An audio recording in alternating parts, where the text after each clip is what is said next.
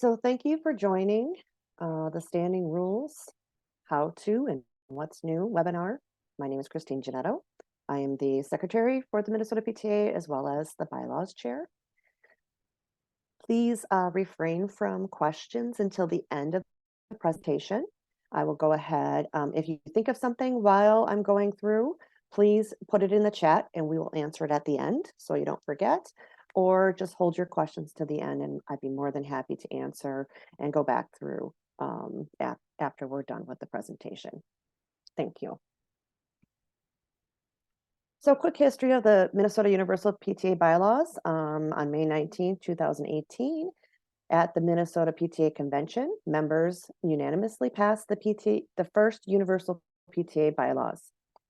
This was the implementation date, and all PTAs in Minnesota started using them after that. Simultaneously, standing rules were approved and implemented for use by local Minnesota PTAs.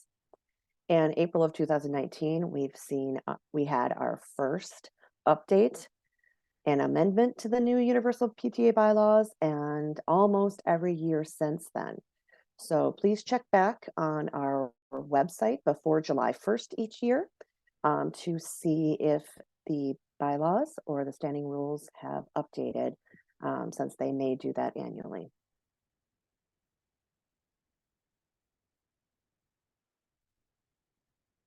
What are bylaws?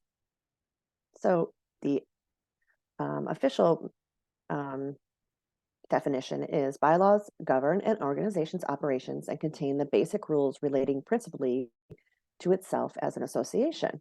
So think of the bylaws as the bones or the skeleton of your PTA. Without them, you can't stand up. The universal bylaws may never be modified or changed by an individual PTA. Changes are only made by the Minnesota PTA and then voted on during an annual state convention held in spring, which includes the Minnesota PTA and officers and members from all PTAs in Minnesota are welcome to join. You do not need to turn a copy of the bylaws into the Minnesota PTA office. What are standing rules? So the official definition is standing rules contain only such rules as may be adopted without previous notice by a majority vote at any business meeting. So where bylaws have to have a month or more notification for a change, your standing rules can be put into your agenda prior to your meeting and then presented at a general meeting. So there's not as much lead time that you need to have to notify your membership of these changes. So if your bylaws are the skeleton, the standing rules are more like your muscles. Without them, you can't move. Your standing rules are made up of PTA's individual functions and procedures. These may be unique to the universal bylaws, but cannot contradict or go against them. So they're kind of like the policies and procedures and how you function as a PTA, and each PTA is different. Bylaws and standing rules files and where to find them. The Minnesota PTA has a new website. That is the long of it. You could go ahead and put mnpta.org into your search engine and click enter, and you'll come to our page. They will be under the For Local Units tab, and the tab you can scroll down to bylaws and standing rules. So basically the difference between these three files that you need to download and retain are Universal Local PTA bylaws. These are the official bylaws for all Minnesota PTA units. Standing rules instructions. This file is a PDF file that's used by PTAs to guide and not be overwritten. So these are instructions I've given you with tips and tricks on what each line needs to have filled in so that it kind of helps you as a training tool. Your standing rules template. This is a doc that is modifiable, and it's used by each PTA to fill out and submit. This document is required to be compliant with the Minnesota PTA standards of affiliation and needs to be submitted. So use this template to make your document to submit online for your PTA, either in your GiveBacks account or directly email them to the bylaws chair, whichever works easier for you. And we're more than happy to help teach you how to load them into your GiveBacks for your PTA. All right, so standing rules, let's get started. The first part's pretty easy. So the top of the standing rules template, you'll see your name of unit, EIN number, PTA number, council affiliation. If you don't have one, we only have 2 councils in the state of Minnesota, so they're not very common. But if you don't have one, you can leave that blank. And then your date implemented. The date implemented is the date that your standing rules were approved by your PTA unit. So the date that you brought them to your general meeting and took a vote and approved them. If you don't have information about your EIN number or your national PTA number, please call or email the main office, and Amber will assist you in obtaining that information for your standing rules. State and national PTA affiliation statement. You just insert your unit name here. So also remember, always use your PTA's full name, no acronyms. So for instance, we have a PTA here called Sunset Terrace PTA, and sometimes when they email, they call it SST PTA, but that would not, SST is not an official or legal name for your unit. So you're going to want to make sure that you put the full name on any of your legal documents, including Secretary of State and your IRS and other things. So just as a quick reminder. Standing rules section, labeling, and basics. At the top of your standing rules template, you will see these 3 lines with the asterisks. One asterisk shows that these sections are required by the universal bylaws and the wording is mandated, meaning you cannot change the wording. There may be spots where you insert information, but you won't delete it and rewrite it. 2 asterisks, these sections are required by the universal bylaws, but the wording is not mandated. So you have to list information in there, but you put your own wording and information. And 3, these are required by the universal bylaws only if you have officers or officers' responsibilities or things that pertain to that. So they're required, but you don't have to fill them out if they don't apply to your PTA. So for examples are 2 asterisks, the bylaws say the organization shall meet at least once during the school year. Your standing rules, you may enhance this by indicating where, when, and how. You could even just say, we will meet once a month during the school year. We will meet at least 5 times a year. You can say we will meet the second Monday of every month at 6:30. You can be as detailed or general as you want because that it's required to indicate it, but it's not required for your wording. So number 3, you have 3 asterisks. So for example, the bylaws say the officer shall consist of at least a president, secretary, and treasurer. Well, in your standing rules, you may enhance this by adding a vice president, a deputy treasurer, a deputy secretary, or other roles that are elected as officers.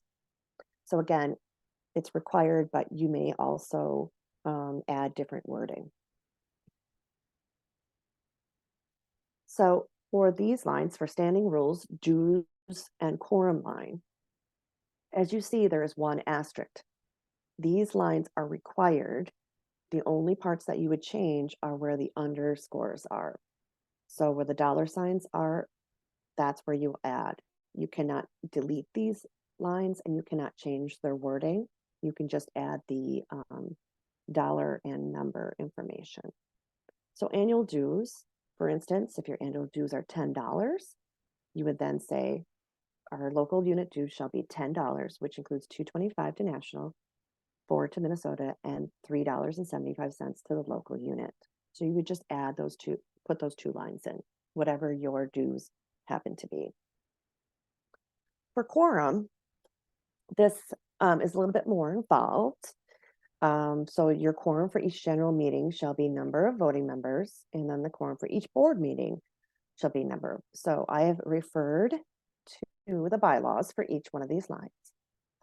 For general meetings, the quorum for the transaction of business in any general membership meeting of this association will be designated by the standing rules, but shall not be less than 5 members or 1 more, the executive board, whichever is greater.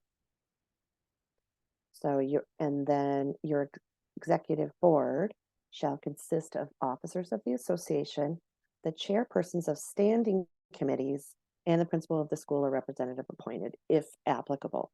Not all principals or principal reps join the PTA. So a majority of your executive board members shall constitute a quorum. So for instance, if you have a president, a secretary, and a treasurer, and you have two standing committee chairs, say fundraising and staff appreciation, that would mean your executive board would be 5.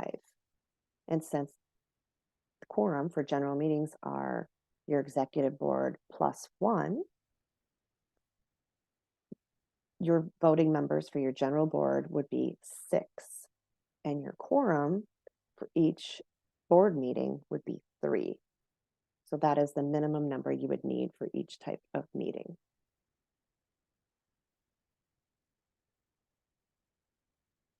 Meetings. This is where you would put, as you see, there's 2 asterisks.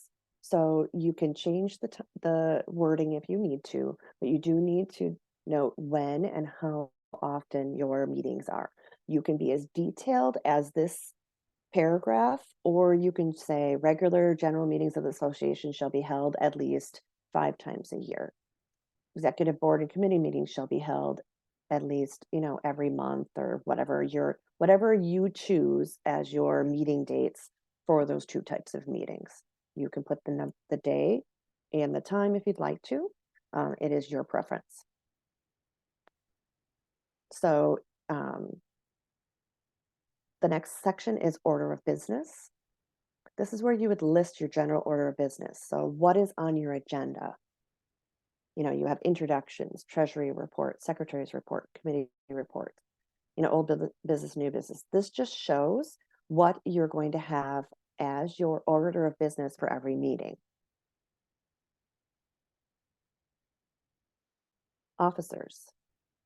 This is required to list the officers, but is not mandated because not every PTA has more officers than the 3 that are required by the bylaws. So officers of this unit include the president, secretary, treasurer, but additional officers include, and this is where you can change this sentence and include if you have a vice president or a deputy treasurer or a deputy secretary. And this is where you would list them. So officer duties and election. For this section, if you do not have a vice president, or you don't have anybody above and beyond a president, secretary, treasurer, and or if your president, secretary, and treasurer doesn't have any job duties that are different from the universal bylaws, you would not need to use this area to note what their duties are. But if you do have a vice president or another officer, this is where you would list them. So units are required to have the 3, but you can add it, others as needed. Election of officers. So this is a paragraph that you will list when, what month, and then when they would assume their duties for the date after they're elected. I would refer to bylaws article 7, officers and their election.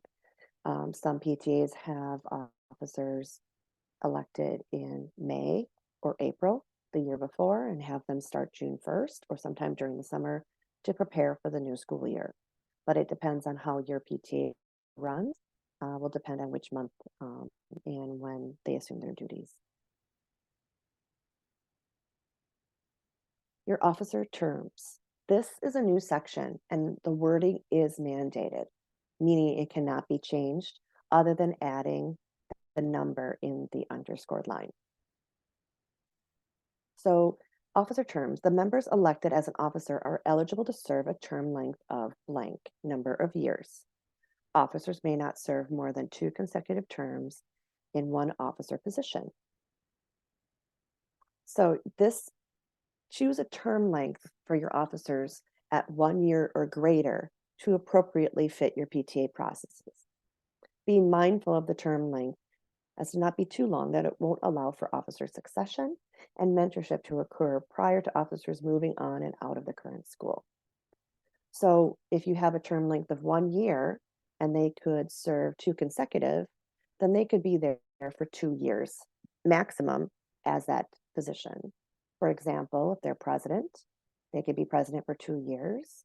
They could then run for another office like vice president, secretary, treasurer, and serve that for 1 to 2 years, and then come back and be elected again as president if needed.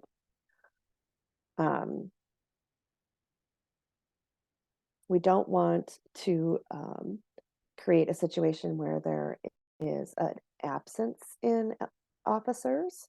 So there are other ways that if you don't have officers to step up and someone needs to stay in a position for 1 additional year, they can as an interim, as long as your PTA is actively advertising that that is an open position and is willing to elect a new officer if someone does step up to be elected. Questions regarding this part, you please do contact the Minnesota PTA and we'll help you through that. Standing committees. So the standing committees are created by the executive board of this association and you would list them here. Standing committees will be elected by the executive committee and will serve on the board of directors. So this will be part of your executive board. So your standing committees and their chairs are part of the executive board and will be counted towards quorum needed for general and board meetings. Standing committees are actually committees that function throughout the whole year. So if you have someone that's doing events, teacher appreciation all year, fundraising every month, that type of thing, those will be a volunteer chair. Those will be standing committees that function with your PTA just as long as the rest of the PTA board. Special committees, on the other hand, are appointed by the president and executive board, and they go out of existence when the work is completed and reported to the board. So for example, one-time events. So say someone is the chair of the back to school event. That only happens in the beginning of the school year.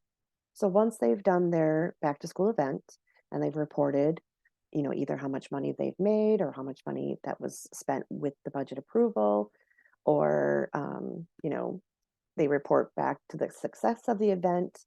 When that is completed, then their work is done for the back to school and they would be a special committee chair. Same thing with book fair, readathon, a fun run, a carnival. Those are one-time events that aren't, maybe they'll be planned for a couple months during the year, but they don't function the whole year through. Nominating committees and convention delegates. The nominating committee of the association shall consist of 3 or more members. So I would refer you to the bylaws, section 5 for the nominating committee for its functions and timing for nominations and elections. Usually your nominating committee consists of 3 people that have been appointed that are not up for election that can help take candidates that would like to be elected for officers. Convention delegates. When you're planning out your budget, think of convention and think of the dues to send or the fee to send someone to the Minnesota State Convention. It is really worth it to come to convention and get all the training and information and networking. It's really a great thing to attend for officers. And even if it's a new officer or a member that's interested in becoming an officer, you're more than welcome to have as many people from your PTA join. They are your paid members and officers and committee chairs who are paid are members of the Minnesota PTA and National PTA. So think about putting an amount in your budget to send someone as a delegate for your PTA to vote. And then this is where you would indicate the name of the month, how you're electing them or appointing them, or if it's, general membership or board of directors, or how you're when and where and what month you're going to be delegating who goes. Financial procedures. This area is required, but the wording also will change because every PTA unit has a different type of financial procedure. There is a few financial procedures that are mandated and are in the universal bylaws. So I would refer you to Article 8, duties of officers. So there's a president shall, the secretary shall, and the treasurer shall. The most important is the treasurer shall is Section D, have checks or vouchers signed by 2 authorized persons, the treasurer and one other. So you want to have 2 signers on your check account, your bank account. So I highlighted the number of signatures on checks. It's very important for you to put this in your financial procedures to show that you are following the bylaws and to make sure that your officers know what the correct procedures are for any of these related procedures that you have. So this is where you would list who are the officers, which make sure that they are not related or living in the same household, how your process for reimbursements are. You could go ahead and keep the one line I have here in there and say all requests for reimbursement must be submitted within the fiscal year in which they are incurred. That's something that is required. You can list your process for counting cash and making deposits, who will review the monthly bank statements if the treasurer is a signer. So the treasurer is a signer, then and your president, then your secretary could go ahead and do the monthly bank reviews if they're not a signer. Event cash box procedures and other things like that. This is where you will list out your processes for any type of financial transactions. New business. This is where you'll just state where you are allowing new business. Each PTA should always allow new business to be brought forth from the membership. So basically what this means is that it's not on the agenda, but a member has a question about some event coming up, or they would like to add a suggestion for an event or something like, or a speech to be given or a speaker to come in for the next PTA meeting. This is where the membership would go ahead and propose any new business. Same thing with the officers. Other policies. This is not required on your standing rules, but it's there and it's available for you to use as a prompt in case you would like to list out any other policies and procedures for your PTA. What's great about having them in your standing rules is they kind of lend themselves to be a training or outline for what your officers and PTA should be doing if there's other policies that don't fit anywhere else.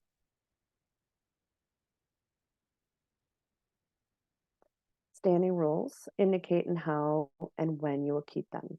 Actually, this line is now mandated. So basically, they will be reviewed annually by the executive board. Proposed changes to the standing rules will be voted on by the general membership. The changes will be accepted and implemented on the state, and the wording is present at the bottom of the file. So this wording is already present on the new template, so you won't have to change it at all.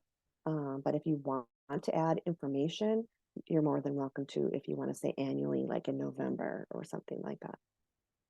So rule of thumb, your standing rules only need to be submitted to the Minnesota PTA when this is the first time writing and submitting standing rules for your unit.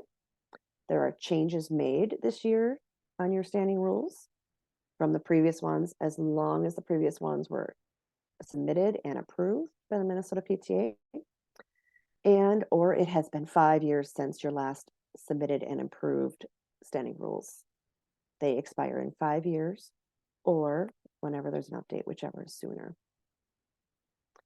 And a really strong reminder, your PTA officers should always keep a copy of your current standing rules file to be held and used for annual review next year, updating when needed, and to be passed on to the newly elected officers in the future. We keep a copy of your submitted and approved standing rules, but it's always good to make sure that the officers are passing along information to the newly elected officers as they come up. Standing rules, you're done with them. So how do you submit them? Put them onto your agenda for the next general PTA meeting. During that meeting, take a vote to approve them. Enter the implementation date and save the final document as either a docx, or a PDF. Submit them under your unit in givebacks. Submit the file to be reviewed and approved by compliance. So you go into compliance, state submissions, and standing rules. Optional, if you'd also like to email the completed and approved file, you could go ahead and do that, submit it to the bylaws chair as well. But it'd be nice to have you put it into givebacks because they'll be a record of what date submitted and the date it was approved. If you can't email at all, you can mail a printed copy to the Minnesota PTA office, and our address is on our website and also in Google. Or you can contact Amber and she'll help get you the information. And then again, retain a copy with your officers to be used and passed on to the new officers in the future. If you're interested in parliamentary procedure and you really enjoy that, like I do, there is a place that you can go to sign up to learn how to become a parliamentarian. Here is the information for our email address, the phone number for our main office, and our office manager's main email.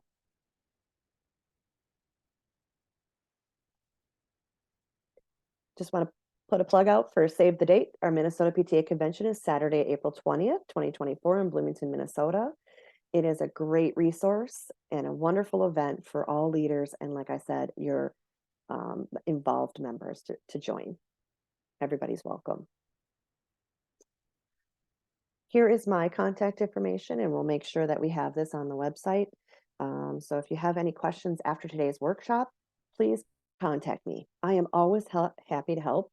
I am always happy to take a look at your standing rules before you take them to your board and help you tweak some areas that might be hard for you to complete.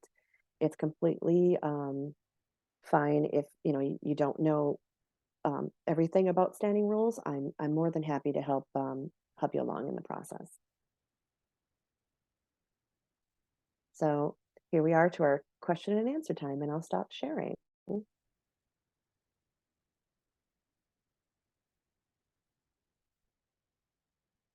Does anybody have any questions?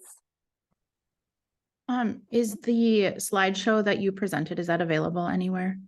It will be.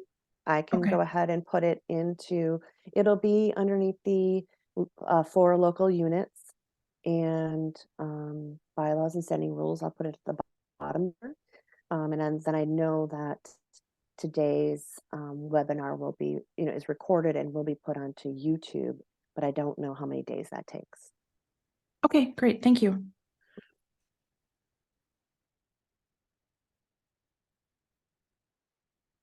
I know it's a lot of information, but as you break it down to each section, it becomes more and more logical. I think that's it's logical which each thing you have to put into and how you have to enter it. So like I said, you can contact us anytime and we're more than happy to help out. So we're here for you, and that's the great thing about being a PTA is you're part of a team and you're also a part of a very big community with state and national. So thank you and have a really great day. And I hope to be talking to you soon if you need help.